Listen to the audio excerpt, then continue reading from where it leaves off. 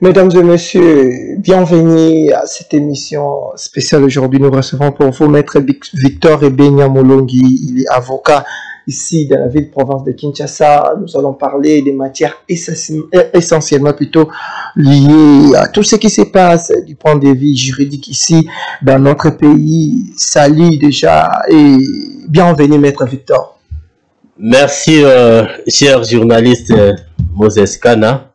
Et merci beaucoup pour l'invitation. Maître Victor, aujourd'hui, il y a beaucoup à dire par rapport à l'actualité. D'abord, sur le plan national, on en parle aujourd'hui, ça fait débat. Qu'est-ce qui se passe aujourd'hui réellement entre la famille de l'artiste Tchala Moana et, si on peut dire aujourd'hui, son mari, son époux, mais c'est Claude Machala aujourd'hui. Est-ce que d'abord la démarche de la famille était fondée? Merci. Merci, chers journalistes, pour cette question très pertinente. Bon, personnellement, je n'avais pas voulu analyser ces cas de figure, mais comme vous me posez la question, je suis quand même obligé d'éclairer la lanterne là-dessus, surtout sur le plan juridique.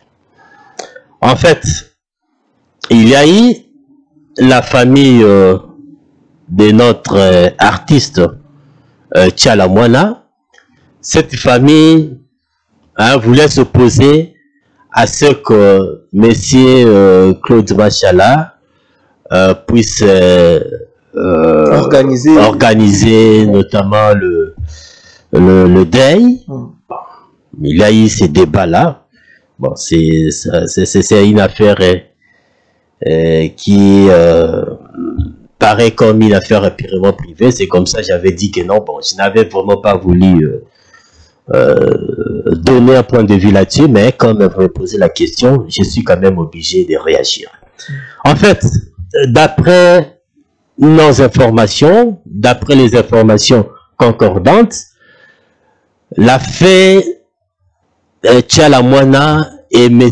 Claude Machala n'étaient pas mariés légalement, c'est-à-dire ils ne se sont jamais présentés devant l'officier de l'état civil.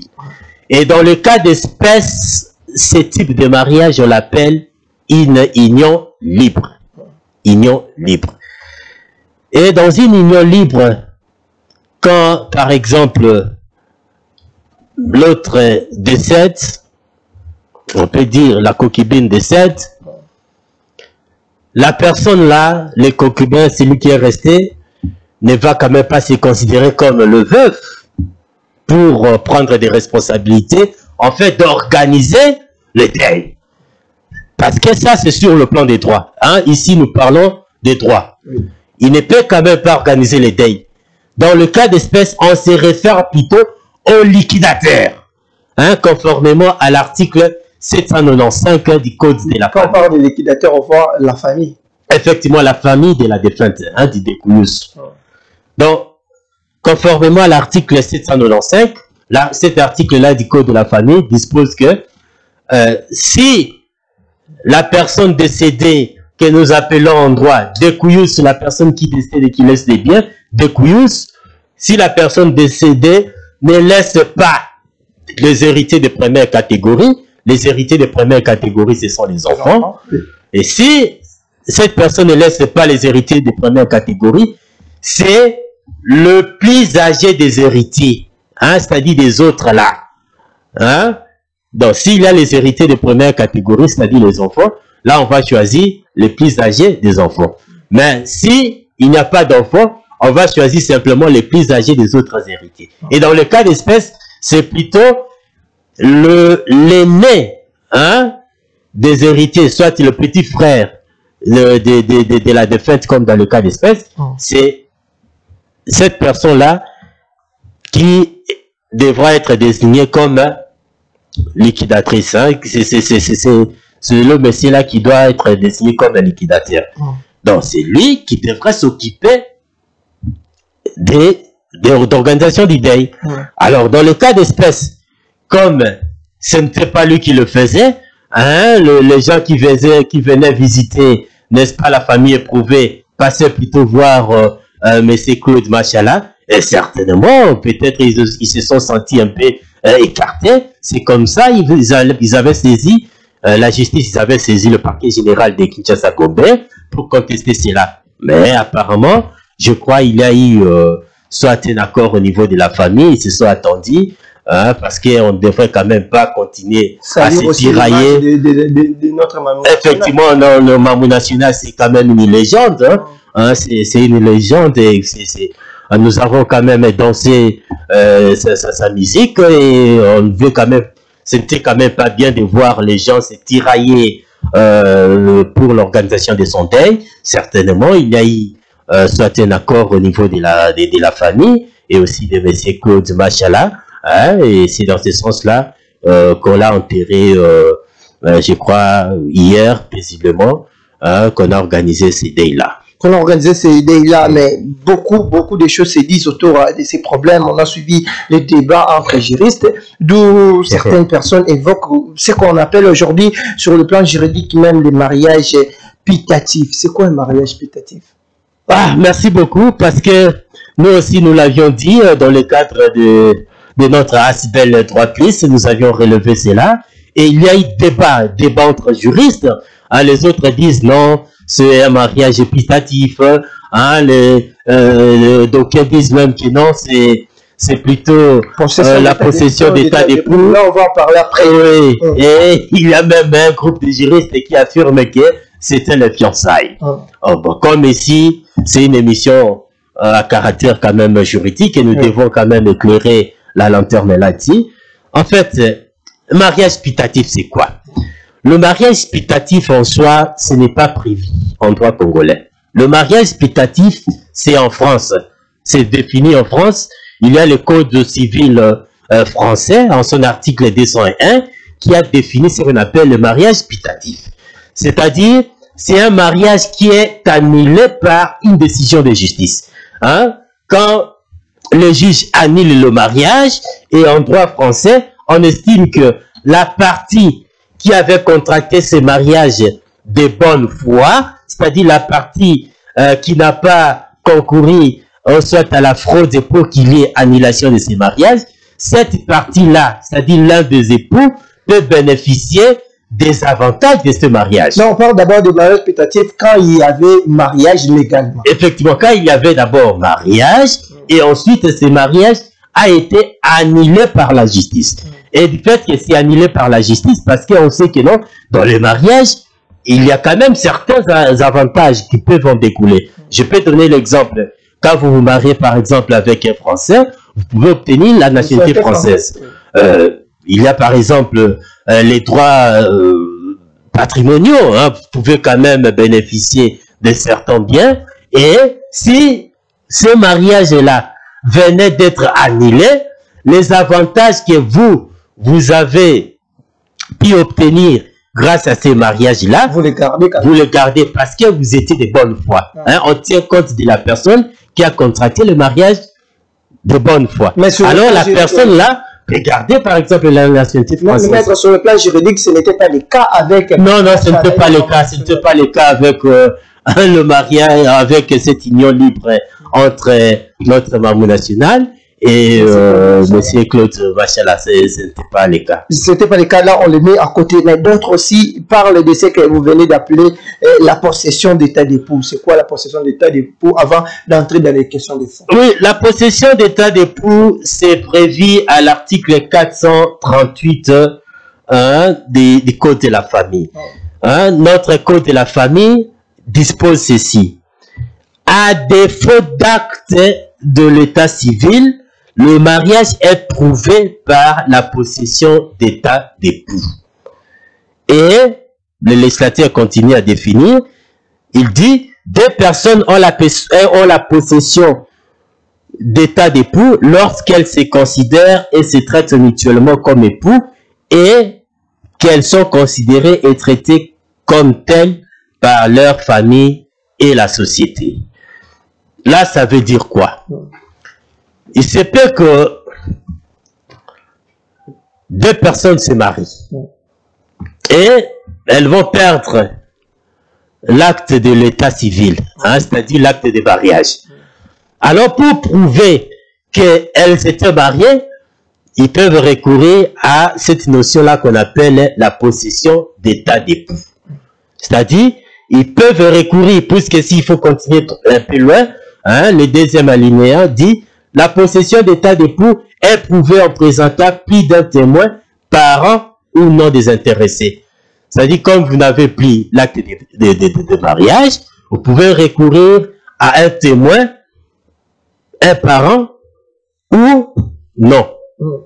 C'est-à-dire, le témoin là viendra te déposer pour dire que non, voilà, hein, je connais la situation de ces deux personnes, hein, elles sont effectivement mariées. Donc, c'est ça la notion de possession d'état d'époux. C'est prévu à l'article 438 du Code de la famille. Et s'il faut voir même l'article, c'est la section 3 qui parle des autres preuves du mariage. C'est pour dire que la possession d'état d'époux n'est qu'une preuve du mariage. Et le chapitre là, le chapitre 4 dit de la preuve du mariage. Hein? Et c'est comme ça qu'on a évoqué aussi la possession d'état d'époux. Donc c'est parmi les preuves du mariage qu'on appelle la possession d'état d'époux. Dans la possession d'état d'époux, vous pouvez être pas marié officiellement devant l'officier de l'état civil, c'est ça, non, maître? Non, c'est-à-dire la possession d'état d'époux, il faut au préalable avoir contracté le mariage devant l'officier de l'état civil.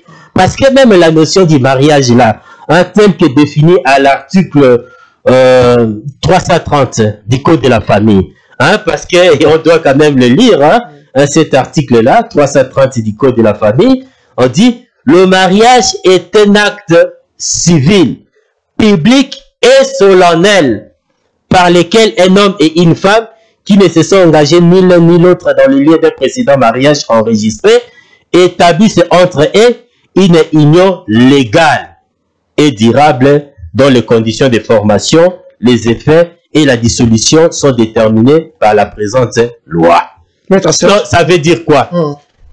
Parce qu'il y a même ces débats-là, il y a d'autres juristes qui disent deux personnes peuvent se considérer comme mariées, et là, on peut parler de la possession d'état d'époux. Non, parce que le mariage, comme c'est défini à l'article 330, on a dit, c'est un acte civil, public et solennel. Solennel veut simplement dire que pour que ce contrat soit valable, il y a des formalités requises par la loi. Hein? C'est comme ça que nous, dans les mariages, on parle des conditions de fond et des conditions de forme. Les conditions de fond, c'est-à-dire il faut quand même avoir versé la dot, il faut la capacité et des conditions de forme, hein? Célébration du mariage en famille et aussi célébration du mariage devant l'officier de l'état civil. Donc là, il y a des conditions de fond et des conditions de forme. Et une fois que vous avez rempli toutes ces conditions, les conditions de fond, je crois qu'il y en a 3. Et une fois que vous avez rempli toutes ces conditions-là, et là, on va parler des mariages. Ce n'est pas que non, deux personnes peuvent se considérer mutuellement comme mariées et que, au regard de la législation congolaise, on va les considérer aussi comme tels. Non, parce que le mariage, ce n'est pas un contrat juste entre deux personnes. Parce qu'il y a toujours des formalités requises par la loi. C'est un acte public. Donc, ça doit se faire publiquement. Un acte civil, un acte solennel. C'est-à-dire, il y a ces formalités-là requises par la loi. Même si vous faites juste un contrat, hein, vous dites non, bon, nous faisons notre contrat de mariage. Vous attendez, vous dites non, nous sommes mariés. Au regard de la loi, au regard de la législation congolaise, on ne va pas considérer votre contrat-là comme le mariage. Pour parler de mariage, il faut remplir les conditions requises par la loi. Les conditions requises par la loi. Maître, on y va un peu plus loin avant de tirer les choses au clair. Et puis, pour finir cette affaire, cette fois-ci, parlons des fiançailles. C'est quoi les fiançailles? Et puis, on va comparer les trois termes. On a parlé du mariage habitatif, de possession d'état d'époux. On parle des fiançailles. Et puis, on va conclure là pour savoir aussi qui avait raison par rapport à cette affaire. C'est quoi les fiançailles? Oui, parce que il y a même, il y a d'autres qui ont affirmé que non, l'union libre, c'est aussi les fiançailles. Non. Non. Les fiançailles, c'est défini ici aussi par la loi. Hein? L'article 337 du Code de la famille. L'article 337 dit ceci. Les fiançailles sont une promesse du mariage. Elle n'oblige pas les fiancés à contracter mariage.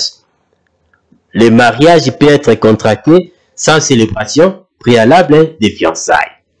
Les fiançailles, nous sommes à Kinshasa. C'est ce qu'on appelle généralement présentation ou prédote. Est-ce que la présentation, les prédotes, c'est prévu par la loi? Effectivement, c'est ce qu'on appelle les fiançailles. Les fiançailles, c'est-à-dire les deux fiancés, dont les deux personnes se font mutuellement la promesse du mariage.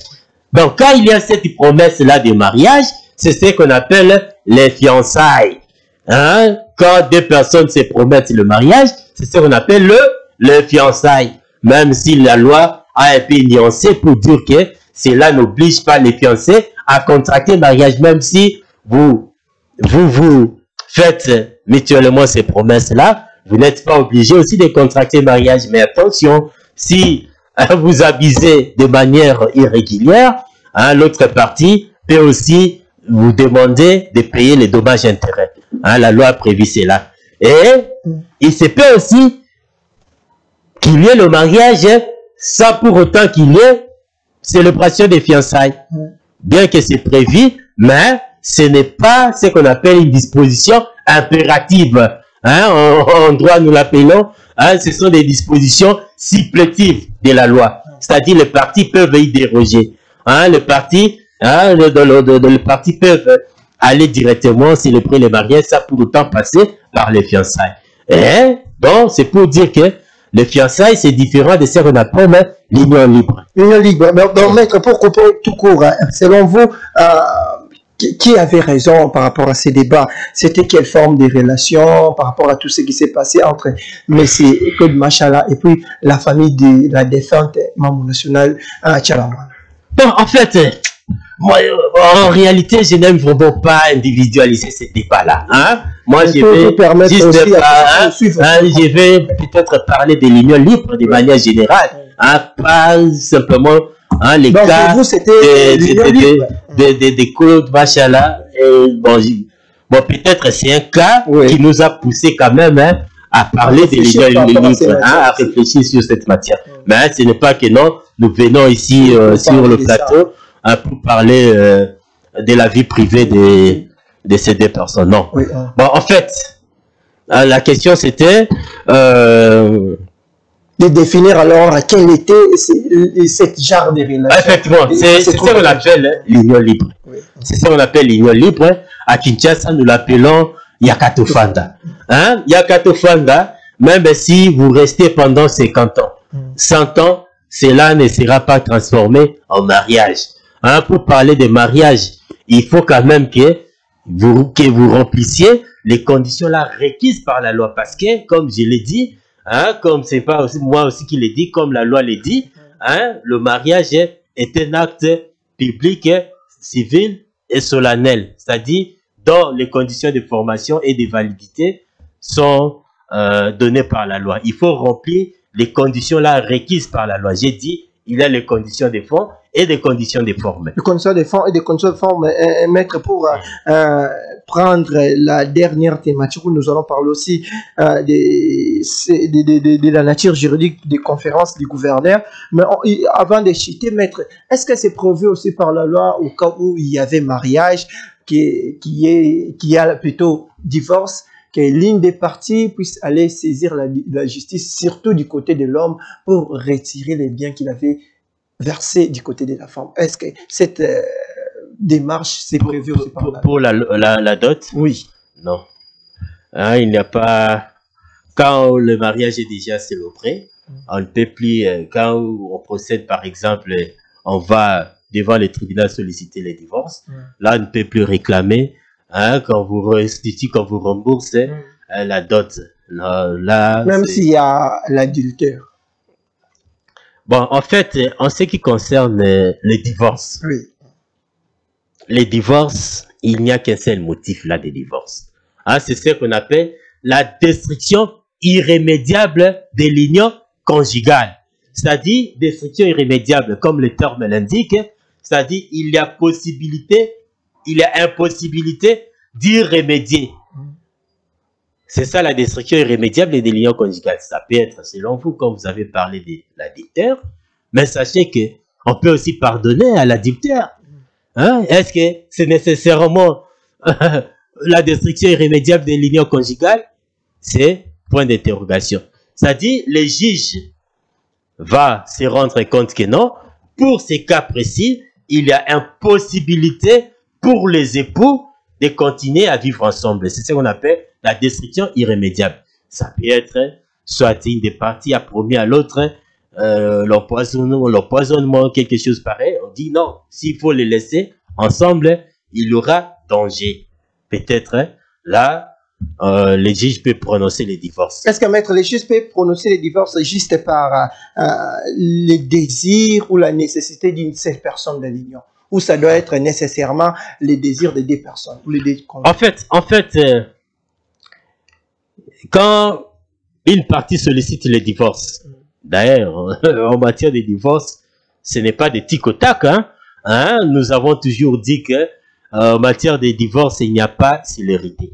Il n'y a pas célérité parce que nous savons que quand on prononce les divorces, ça provoque un peu l'instabilité dans la société, surtout pour les enfants, tout cela, d'où le législateur a un peu compliqué les choses, même en ce qui concerne la procédure, la procédure est un peu longue là. C'est-à-dire, il y a d'abord ce qu'on appelle la phase de conciliation. Une personne qui dépose sa requête en divorce, le président du tribunal des paix va d'abord tenter à resserrer les liens conjugaux. C'est ce qu'on appelle la phase de conciliation. Il va tenter de concilier les époux et si ça ne tient pas, il va faire un PV, il va dresser un PV, ce qu'on appelle les PV de non-conciliation. C'est sur base de ces PV que la partie la plus diligente va saisir maintenant les juges ordinaires et par là, le parti va maintenant comparaître devant les juges pour solliciter le divorce. Donc, au départ, il faut toujours chercher à concilier. À concilier, ça peut être aussi la colère, tout cela.